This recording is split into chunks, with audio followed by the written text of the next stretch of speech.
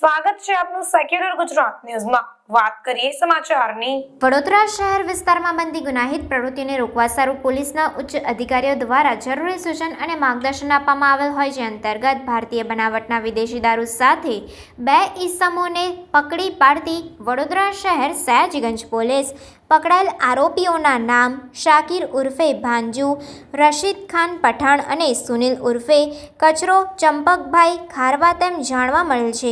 આરોપીઓ પાસેથી કબજે કરેલ મુદ્દામાલ તરીકે કુલ ₹2440નો મુદ્દામાલ કબજે કરી આરોપીઓ સામે કાયદેસરની કાર્યવાહી હાથ ધરવામાં આવી। રિપોર્ટર નઝીર શેખ સાથે cameraman Arif Sayyed, secular Gujarat news, Vadodara. સમાચારોની અવનવી અપડેટ્સ માટે જોતા રહો સેક્યુલર ગુજરાત ન્યૂઝ।